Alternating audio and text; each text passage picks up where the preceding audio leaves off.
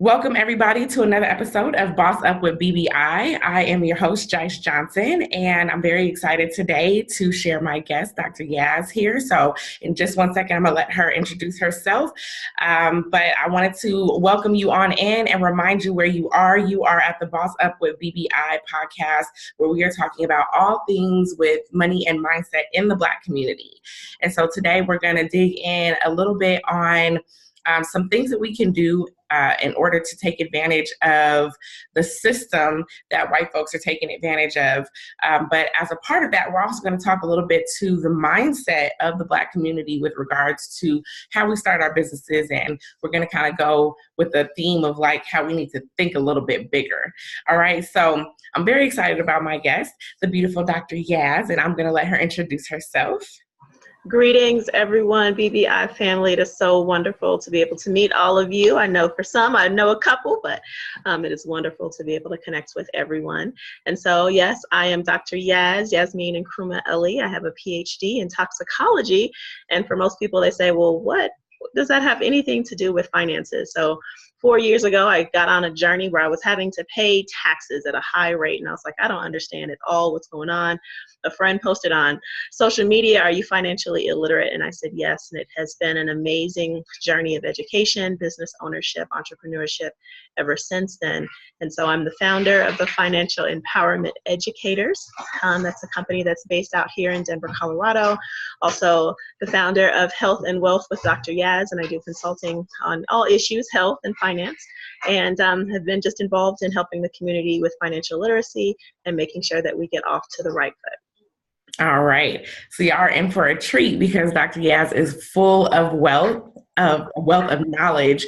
And I really love to listen to her when she speaks because she is dropping some gems. So we're going to dig in. And so I first want to just kind of speak to, as we were talking offline, I was saying, you know, some of the things that I hear in our community can be so disheartening. There was a time that I sold life insurance. And one of the things that I heard frequently from our community was the idea like, why would I buy insurance for my family to live after I die? Like, why would I set them up to live, you know, on millions of dollars and I'm dead, right? I've heard things like, and this just happened recently. I had someone who reached out to me and, you know, and unfortunately there's been more than one, but literally like a couple weeks ago, I had someone reach out and say, hey, how can I, you know, I have this great business idea. How can I make this business idea work and not affect my Social Security, right? And I'm like, wait, what? And so I hear these mindsets of things that we want to do, but we are kind of in our own way. What has your experience been with dealing with our community and the way that we're thinking about our money and how we begin to grow? Okay. I think a lot of what that is definitely what you kind of touched on in terms of mindset. And so we are unfortunately in the mindset of today. We've been struggling for so many years, for so many of us, not everybody, but so many of us, that we are not in a thrive mindset. We are not in a generational wealth mindset. We are in, how do I get through today? And so getting through today is, okay, I got my Social Security check so I can eat and I have a roof over my head. But if I make a little bit too much money, then they're going to deduct from my Social Security check, or, you know, for every $2 above the limit that I make, that $18,000, they're going to deduct $1 out of my Social Security. So we get into that mentality that that's all that we can have, versus being able to say, wow, if I can start a business that makes me 3 times what my Social Security is bringing in, then I'm actually thriving and not just surviving. So we're in that survive mentality. And then when it comes down to insurance, you know, we look at our families and our communities as if, well, if I went through it, then they need to go through it too, versus saying, well, how is it, you know, we're in Colorado, that these young white folks that are in their 20s are buying homes that are $600,000, $700,000, $800,000 when they just got out of college. And we see gentrification in our neighborhoods with all these young white folks, and we're like, what's going on? Well, their families set them up financially through various mechanisms. And Mhm. so they started investing when they were younger. They started making sure that they had money. They had these insurance policies so that their children wouldn't have to start at the bottom.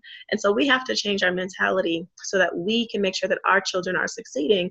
And we aren't just building generational wealth, we're building community wealth as well, Jice. Mm. And I think that you touch on something there, because there is something to that community piece that we're missing, right? And I often hear, kind of just touching back in on that mindset again, some of the things that I hear are, there was a guy who just left a post on one of the videos that I did, and he was like, why should we care about all these other Negroes who don't care about us, right? And I think Mm. there's something to us not understanding the strength in our numbers and in our leverage.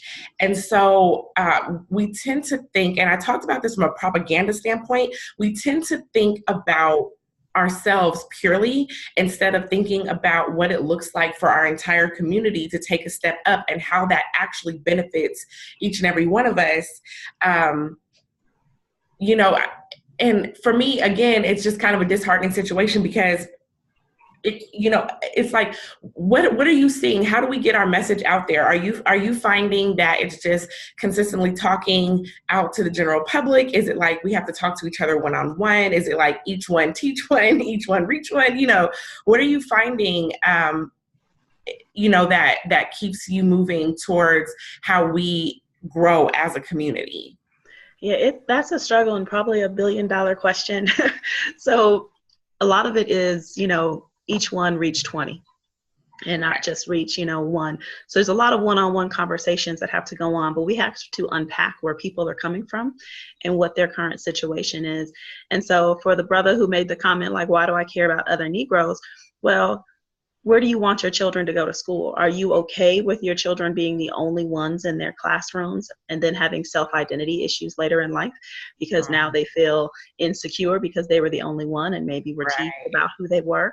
How do you feel about going to a grocery store and not having the products that you actually have an interest in purchasing there and not being able to have that influence? How do you feel about who your sheriff is? How do you feel about your mayor, your representatives? And so if we want our community to grow, we have to think in a group mentality. We have to be able to say, you know what, I might not like you, but I care enough about you that I want to see a change. Excuse me. Mm. And so we are going to go ahead and make this difference. And, everyone isn't going to change their mentality today. It might take months, it might take years for so many people, but we still have to get out there and reach. And you never know the little tiny piece of information that you share with somebody, how it will impact them later or what they will then tell their children. And so it's like, you know what, we have to continue to get the information out. I think, to a certain extent, we've become a little bit lazy with social media because we don't necessarily feel like I need to touch somebody anymore. Um, Mm. and there's a lot of power when we actually can get into a room together versus just seeing it on social media where you can look at this and look at 5 other things and have a conversation versus actually being in the room together. And social media has kept us in many ways from having those community conversations, having those house parties where we get in and we talk, and we get that information, and then we group, then we can cut a rug. So, Right. a lot of it is saying, how can we connect and how can we touch each other physically, mentally, and emotionally with this information? And then from there, let's start building. Mm. And that's a good one. And I like that. I'm gonna start using that. Each one reach 20. Mm-hmm. Yeah. Because that makes a lot of sense to me too, because we are our own circles of influence. And a lot of times our circles of influence are more impactful on that one-on-one level versus necessarily, pushing out your information across social media where people don't necessarily really, really know you and they don't have that actual connection, right? Right. And then if you're fortunate enough to grow a platform where you do have it or you've gained credibility and people are listening to your words, then to me, that means that your impact can be exponential, Yes. and it can reach further. But for each of us to remember our own ability to lead and guide within our own circles of influence around us, in particular with our children, like I think that's a great place for us to start. And so I wanted to dig in a little bit also to just kind of having an understanding around how or why is it so important? Like, let me back that up a little bit. So, excuse me. So there was who was it? I feel like it was Dr. Boyce Watkins, but don't quote me on that. I feel like it was Dr. Boyce Watkins who said, like, everybody needs a business, right? And I remember like making a video like counter to that, like everyone does not need a business. But then as I began to really dig into the benefits of having a business and how those benefits affect you from a money standpoint, it's like it's not how much you make, it's how much you keep, right? Absolutely. And grow. Keep and grow. Yes. Keep and grow, yes. So it's how much you keep, it's how much you grow. And the thing that I really, I guess, that resonates, the most with me there is we don't know how to keep our money. I feel like there's a lot of us that know how to I'm sorry. I feel like there's a lot of us that know how to get some money. Like we can hustle it up. We can figure something out. Not necessarily always consistently, but we have figured out how to hustle up some dough. Right. The hard part is how do we keep it and how do we grow it? And I feel like I said, this is one of the reasons why I want to bring you on, because you have so much knowledge in this area. And so I'm going to just kind of like, yeah, how do we keep our money? How do we keep our money? So business ownership, I mean, when we look at the foundations of this country, it was based on free enterprise. So our laws that we have, our tax laws, they're all based on business ownership. We saw this, these huge tax changes that happened in the past year, and it was to benefit business owners. And people are seeing it now because it's like, oh, it's refund check time. And people get so excited about getting their own money back that they paid too much on. And then they're like, wait a minute, I'm getting less money back now. Wow, okay, what's going on? Now I have less, and what I thought I was going to use for this isn't going to work, because we are consumers. Unfortunately, we are the biggest consumer group in America, one of the biggest ones in the world. And so the reason commercials have people of color in it, Black people in particular, is because they recognize that we are not the ones who are going to keep our money. We are willing to spend it on all kinds of different things. Ouch, but but going back to business ownership, I mean, it's real. So with business ownership, you are able to keep more of your money, particularly as it pertains to taxes. So I'm not here to say we're about to do some tax evasion or anything like that. But when you actually are following in the laws, you can keep more of your money. We just saw, if you are paying attention to the news or anything like that, that Amazon made billions of dollars, yet they don't have to pay anything in taxes this year. And it's like, what do you mean? Yet you're out here paying 25 to 33% of what your salary is in taxes. Well, it's because they know how to follow those business ownership laws. Same thing with number 45. This person happens to be in office and, said they had paid zero in federal taxes. They had some great lawyers that were able to figure some things out, some tax people, so that way they could not have to pay anything in taxes yet make millions of dollars. So when we start looking at these things, then we have to start asking ourselves, what are we not doing so that we are keeping more of our money in our pocket? How come these billionaires, who we feel like probably should pay more, actually paying nothing, and we're paying more percentage-wise than we are? And it's because of the information. They know that business ownership is important. And it's not just brick and mortar businesses. It's actually having some form of home-based business as well. So you can start to get tax allowances based on write-offs. So what do I mean? So for example, if you have a business, and it can be any business, whether it's like a network marketing business or it's a business you've actually registered with the state, which I highly recommend, then you are actually able to start writing that too. yeah, like your cell phone bill. Your cell phone bill, if you only have your cell phone and you don't actually have a homeland phone, then 85% of that you can demonstrate is used for your business. Mileage to and from anything. Let's say you just happen to be driving your kids to school. Well, while you're at school, if you give out a business card to someone telling them about your business, now your mileage is business mileage to and from that school, or to and from the grocery store, or wherever else you are going, because you're marketing and advertising your business. Your internet at home can be tax deductible. You can actually hire your children, which most people don't even know. You can hire your children as young as 2 months of age, as soon as they have a social security number, if they become models. So yes, kid models. We see the Gerber baby. tax deduction for that company and his parents. So, And that's a good point, because I use my kids in my promotions. Yes. So, and I use my daughter. So my teenage daughter, she passes out my flyers. She passes out cards. I take her with me when I'm setting up my vendor booths.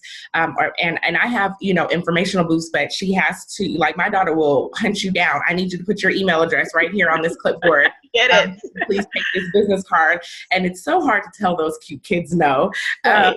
But, in a lot of like my promotional videos and things like that, I advertise that we offer daycare here locally. And so who are the models for our daycare? Like my little babies. Absolutely. So yeah, I'm sorry, keep speaking to those strategies, but, being able to implement those strategies and thinking about what does that look like to hire my kids? Well, what would it look like to hire my kids at 2 months old? Well, how can your kids be in some of your advertising and in your pictures? And, how can you speak to things like part of my brand as a business owner is also being a mompreneur. So as a mompreneur, and I talk about the fact that I homeschool, and I talk about the fact that I have these businesses and I have my children, and how do I run that? And I'm using my children in, a variety of different ways, because they are a part of my daily life, and that's a part of my business. So. Yes, absolutely. So, the hiring of your children is going through a process. So really what you do is you come up with a contract, and they're going to usually be an independent contractor with your business, whether it's as a model at the age, I believe, of, of 7 years old, they can actually become an apprentice with your company.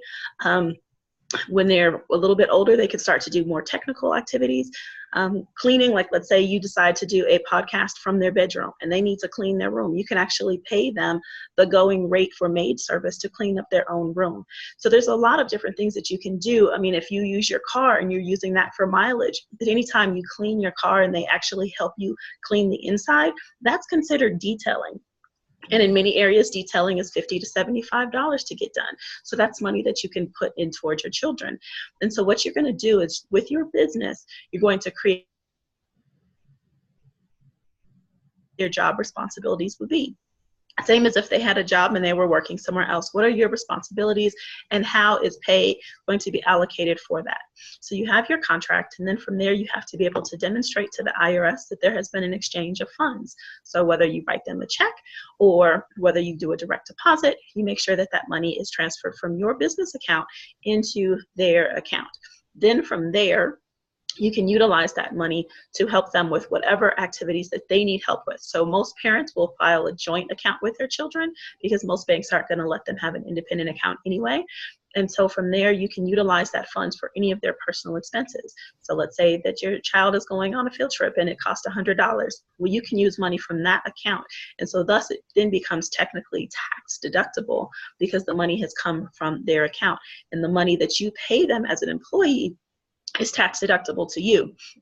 So it's up to $12,100 that you can actually pay your children before they are taxed. So after that point, they're actually taxed at the lowest tax rate, which is about 9% right now for children.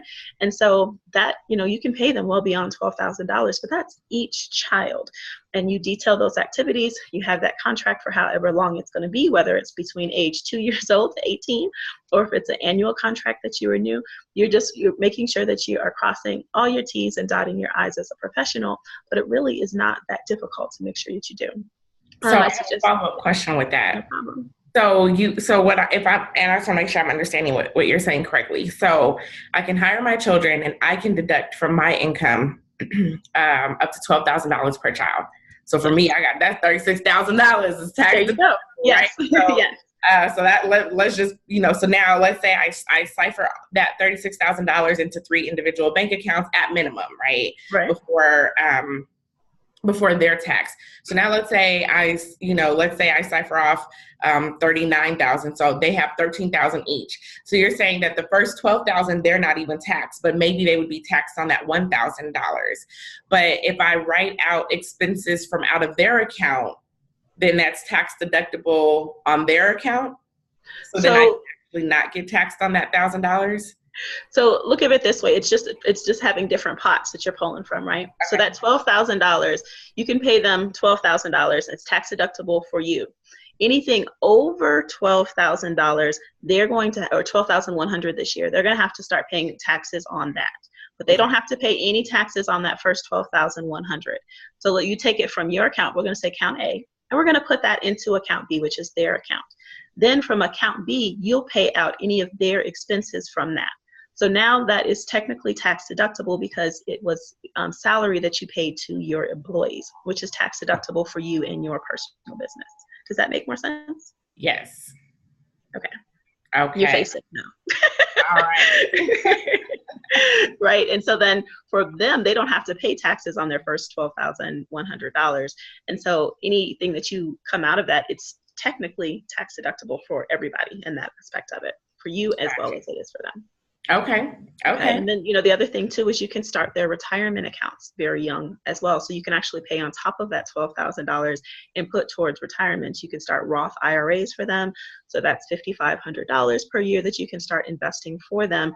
And again, that's tax deferred. So it's actually taxed as the money goes in, but not taxed as the money goes out. And so you can start those accounts for them. They can start retirement. They can start real estate ownership as soon as they have a social security number.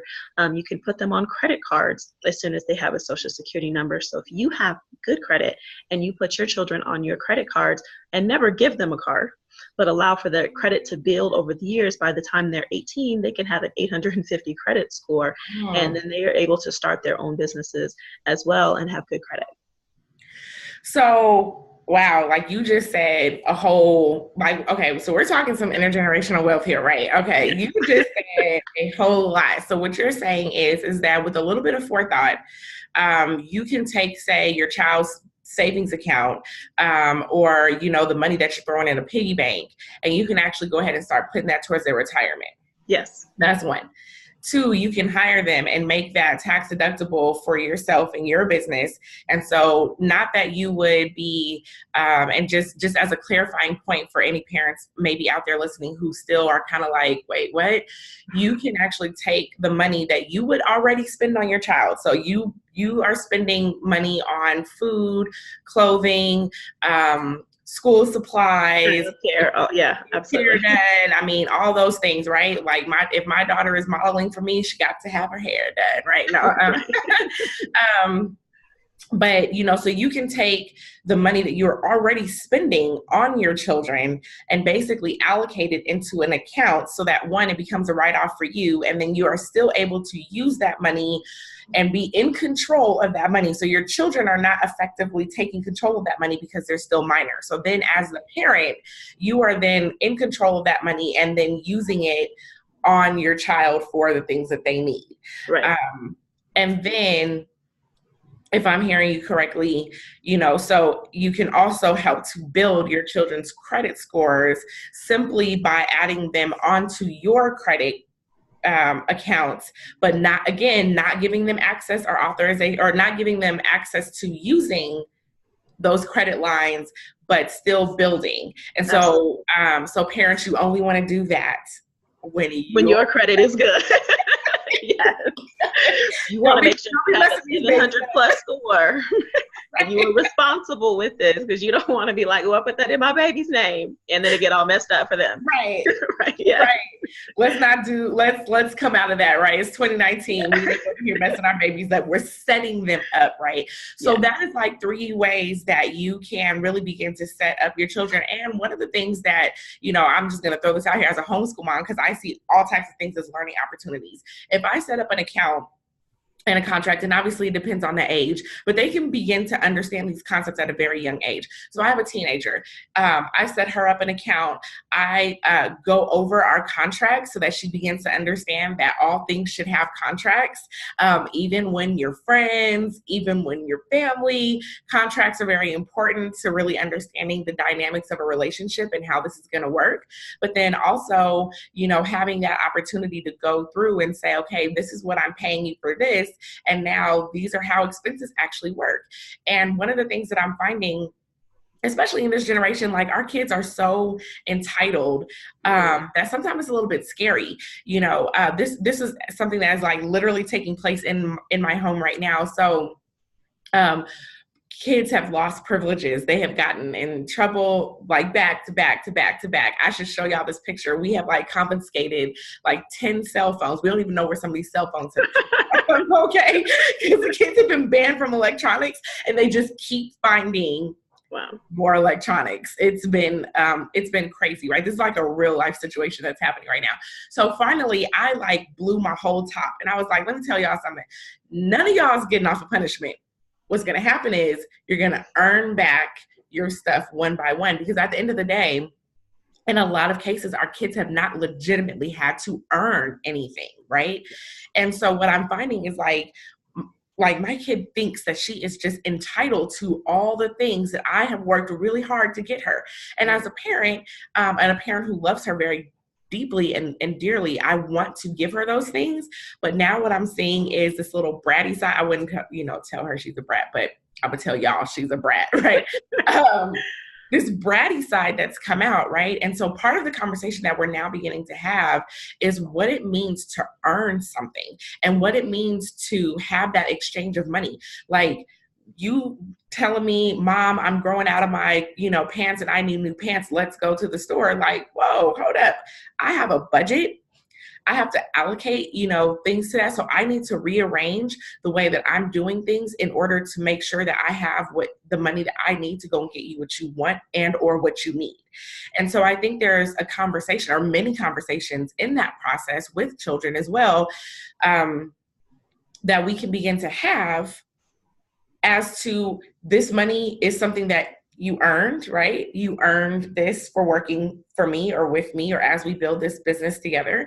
But then these are things that you need or want, and this is how the money gets allocated out, right? So I think there's a lot of learning lessons that potentially could be in that conversation.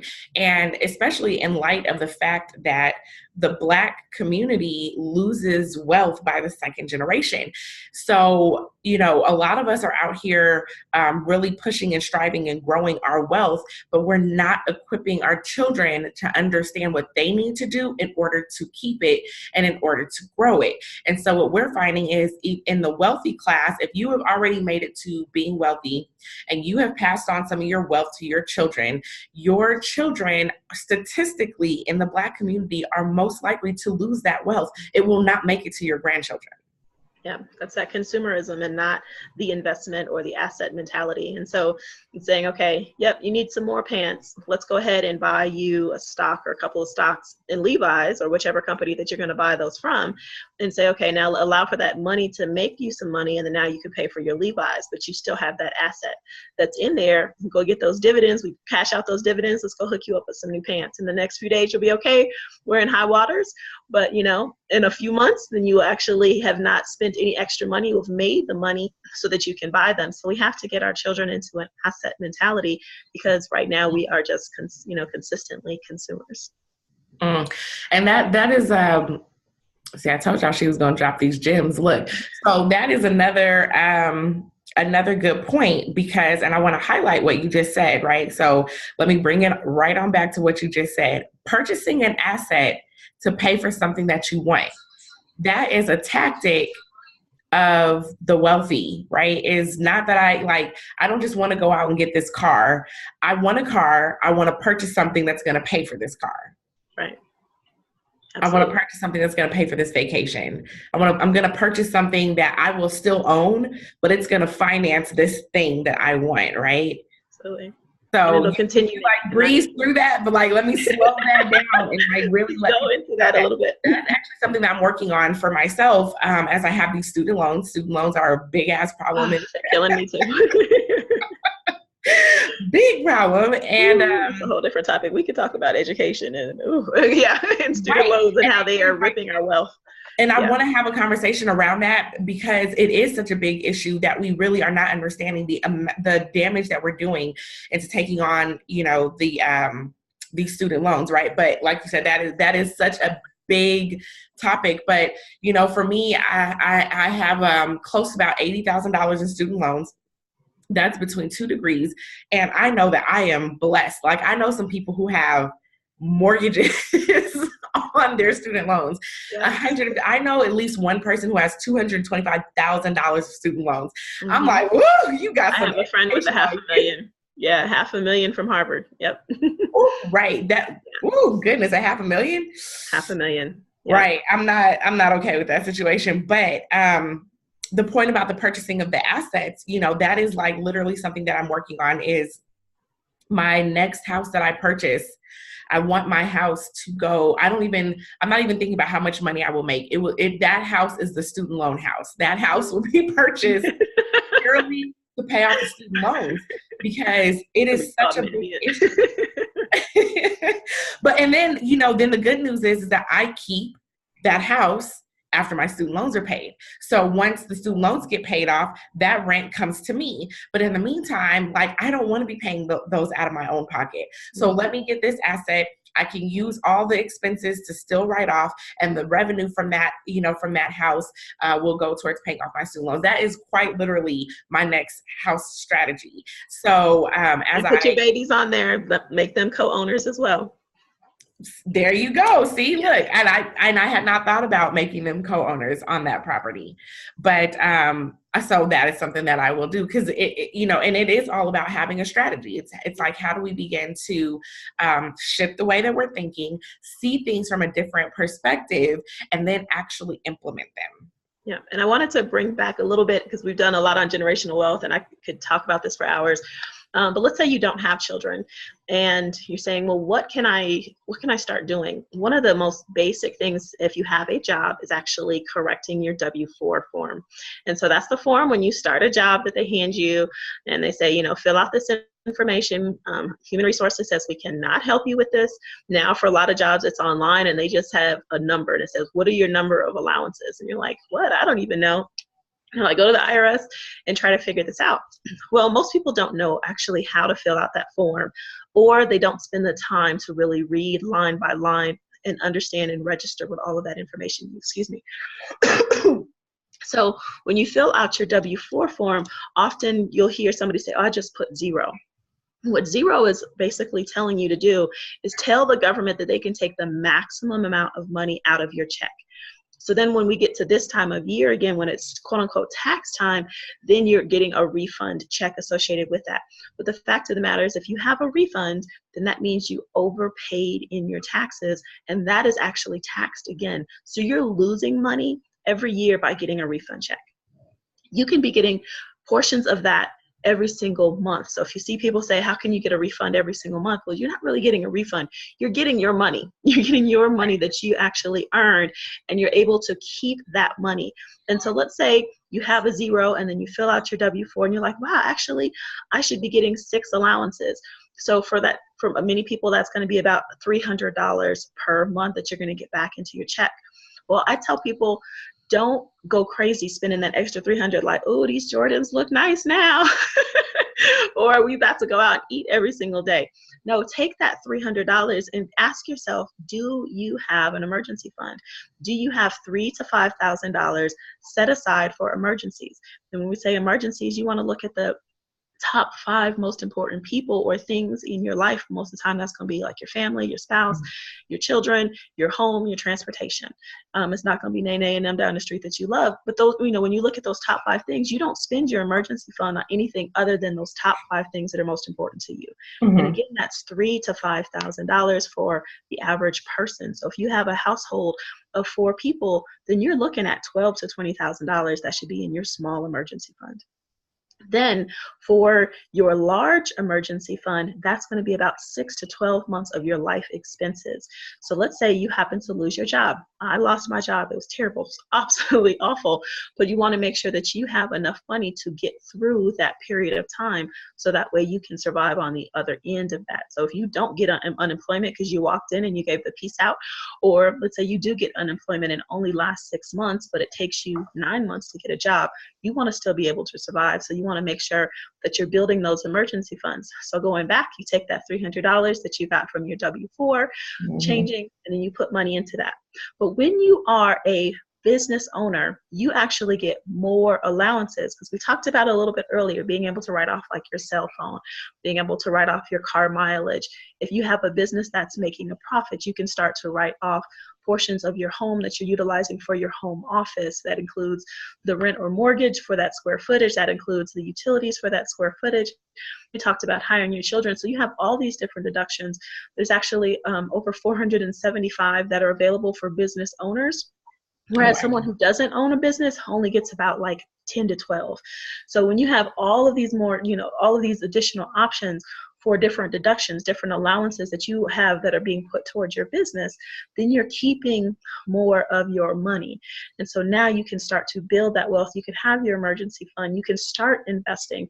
You can go through that process. You can eliminate your debt faster, because the longer it takes you to pay off your debt, the more money you're paying to somebody else over the long run. And so it really just takes a mindset shift to saying, okay, I need to pay me. I pay the water bill person, I pay the cell phone bill person, I pay the mortgage person, the rent person, I pay the gas, all of these different bills, but are you paying yourself? Do you even have 10% of your money that you keep every month? They say that's the minimum. Most wealthy people are keeping somewhere between 15 to 40% of their money every month, but can you even start with 2%? And so we just have to change our mentality and say, okay, if I can start with 2% for the next 4 months, then I can prove to myself that I can 4%, that I can do 8, that I can do 10, and start to change that and say, I'm not going to spend that money unless it's really in an emergency. And then once you've built up your emergency funds, then you want to start paying down your debt. Actually, you want to build your small emergency fund first, then go ahead and start paying down your debt, and then simultaneously start investing. And a lot of us get really scared about investing. We're like, oh man, I don't know anything about the stock market. I don't know about anything about mutual funds. I don't know anything about ETFs and things like that. Well, you can start to learn. There's a lot of information out there. There's companies and membership programs that you can join. I got one where you can learn along the way, and it helps you plug. Where it helps you along the way, and where you're actually educated and you can earn while you learn. And so, there's no excuse to stay ignorant just because it seems hard or it seems like you don't have time. I tell people 15 minutes a day. Just spend 15 minutes a day. Everybody spends 15 minutes on social media these days. You can spend 15 minutes learning something that's actually going to help you and your family in the long run. And those 15 minutes will add up, and then you'll be shocked at just how much information you know in the end. Absolutely. But I know that was a lot. No, I mean, that was great. I mean, because that is, it is making those mental shifts. And that really kind of goes back to the beginning of what I was saying, that, everyone should have a business. That's a huge jump. I didn't even know that there are over 400 deductions that are available for business owners. Yeah. And such a small amount, under 20 is what I'm hearing you say, like 10 to 12-ish. Yeah. For a non-business owner. And then it just doesn't make sense at that point, to not do that. And so what I think that sometimes often happens is that we think like taking on business ownership is this huge undertaking. And certainly if you want to make business ownership your primary, like if you want to purely live as an entrepreneur, it is a large undertaking. There is a lot that goes into it, because it is what you are doing on a day-to-day basis. And obviously there are things that you can do and set up over time that you can leverage and build and grow. And I would recommend that if you have something that you're just like totally 100% passionate about, you would do it if you weren't making money, because that's probably how it's going to start off. Like full-time entrepreneurship, might be the way for you. When I started the Black Business Initiative, I still worked for the first few years. I'm now going into like 3 years of full-time entrepreneurship. And it's because I love my community so much that I would be out here doing it, regardless, right? But I also had a strategy to back me. So I have, my rental property is that consistent income that I can count on because my business income fluctuates. I just opened up my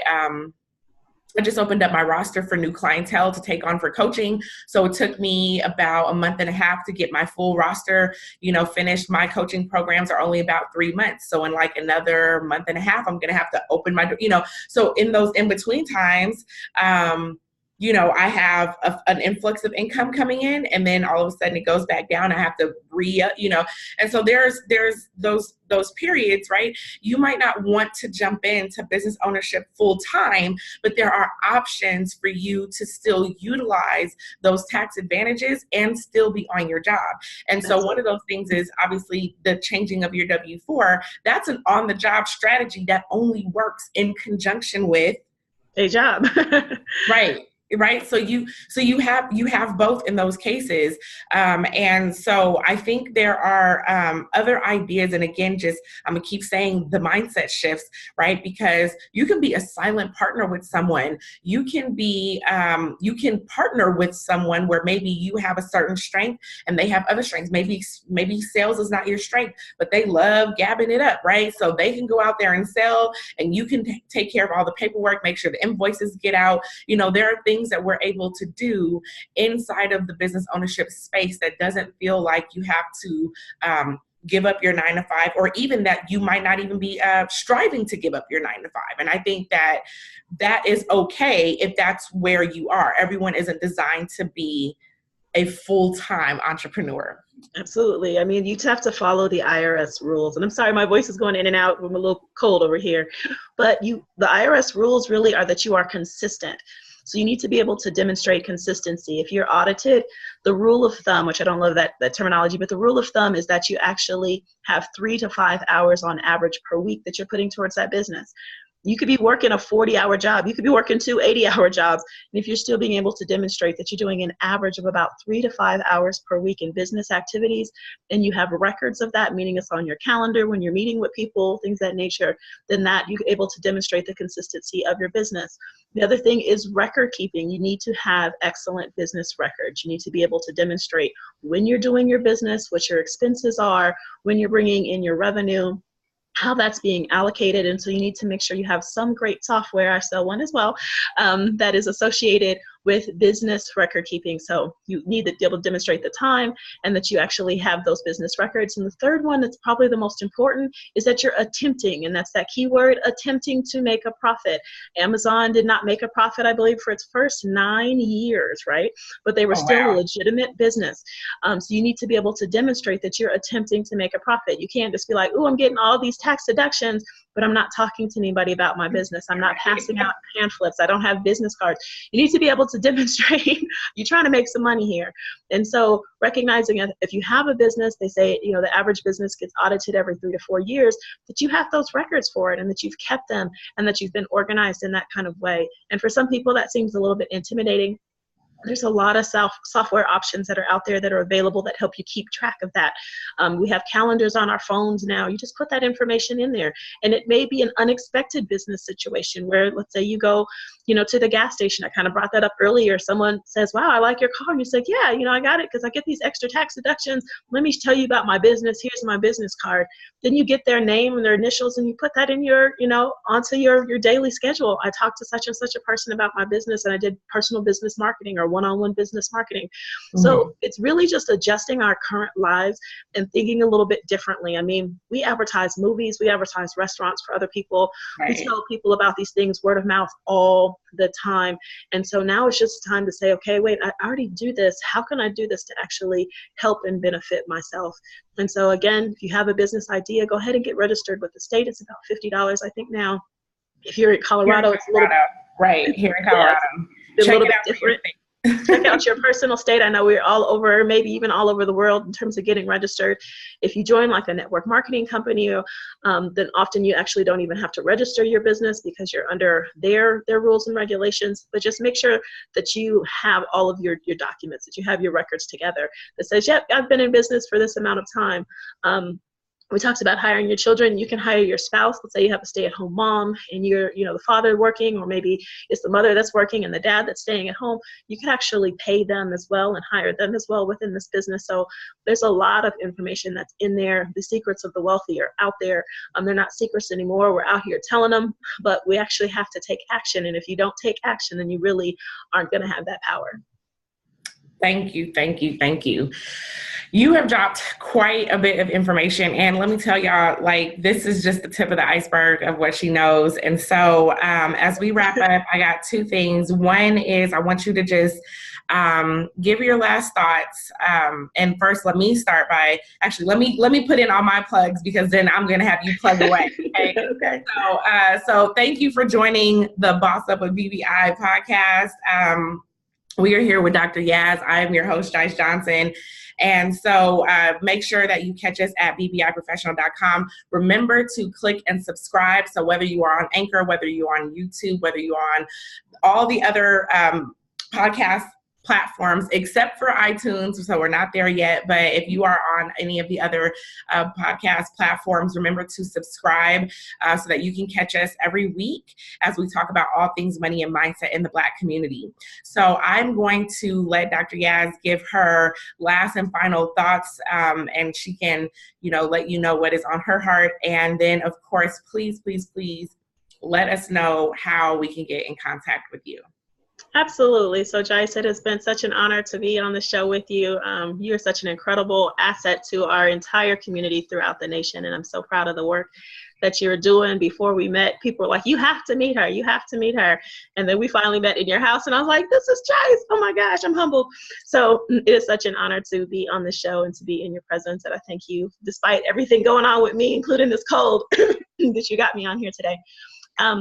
So I definitely want everyone to understand the value of business and recognize that as long as we stay in this capitalistic system, we have two options.